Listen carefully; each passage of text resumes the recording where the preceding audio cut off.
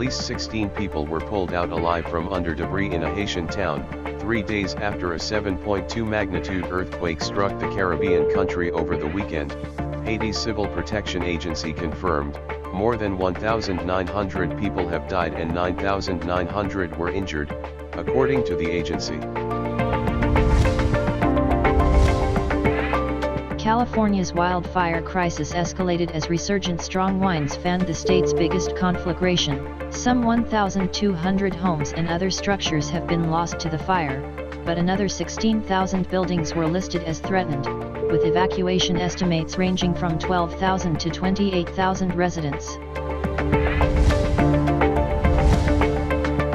Wildfires in wooded hills near Jerusalem were contained, the Israeli Fire Brigade said, after crews waged a 3-day battle joined by Palestinian firefighters and the Israeli Air Force. No serious injuries were reported in the worst fires in the Jerusalem area for years. French firefighters battled throughout the day to contain a wildfire in the hills behind the coastal town of Saint-Tropez, said local government official for the region on Wednesday.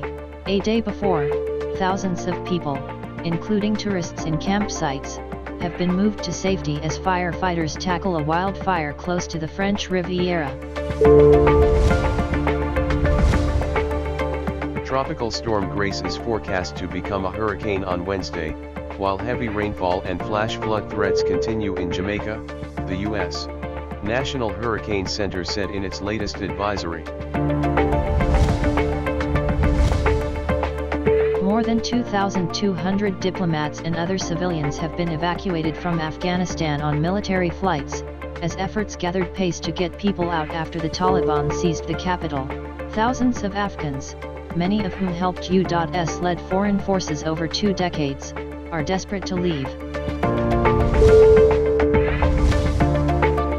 Former President Donald Trump criticized his successor's handling of the chaotic U.S. withdrawal from Afghanistan, saying he would have gotten Americans and equipment out of the country before military personnel and that he had an agreement with the Taliban he was willing to back up with force. Britain has managed to remove around 1,000 people a day from Afghanistan after the Taliban seized control of the country, Interior Minister Priti Patel said on Wednesday. Thousands of Afghans have entered Pakistan through the Spin-Boldak border crossing in Afghanistan's southeast after the Afghan Taliban's takeover of the country earlier this week, including patients seeking medical attention and freed Afghan Taliban prisoners. Federal Interior Minister Sheikh Rashid has said that the world tried to make Pakistan a scapegoat on the issue of Afghanistan but failed. Addressing a press conference in Islamabad, he said, "It is a sensitive time. All security agencies in Pakistan are on alert." Coronavirus has killed 66 people in Pakistan. 3,976 new tests came positive in the last 24 hours. According to NCOC, the positivity rate is at 6.92%. Karachi Police has issued a security and traffic management plan for processions on the 9th and 10th of Muharram. A spokesperson for the Karachi Police said it was carrying out duties at various locations for the security of Muharram processions. Afghanistan's cricket board said that the ODI series against Pakistan would not be affected by the change of government in the country. Taliban love cricket and they are supporting their team.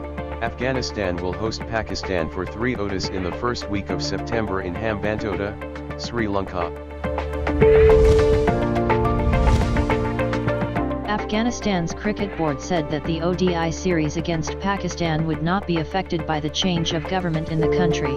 Taliban love cricket and they are supporting their team. Afghanistan will host Pakistan for 3 ODIs in the first week of September in Hambantota, Sri Lanka.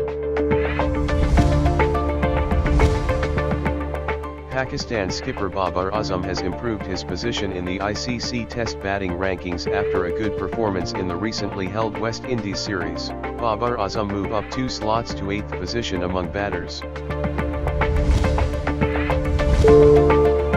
The Oil and Gas Regulatory Authority has fixed the average fixed price of natural gas for SUI Northern Gas at 14% or Rs 87 per unit and 7% or Rs 55 per unit for SUI Southern Gas Company Limited. The purpose so that their revenue shortfalls can be met during the current financial year 2022.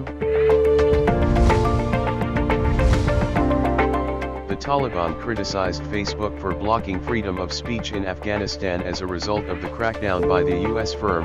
A Taliban spokesman was responding to social media giant Facebook's measure to block the Taliban and their content from its platforms, including the messaging app, WhatsApp,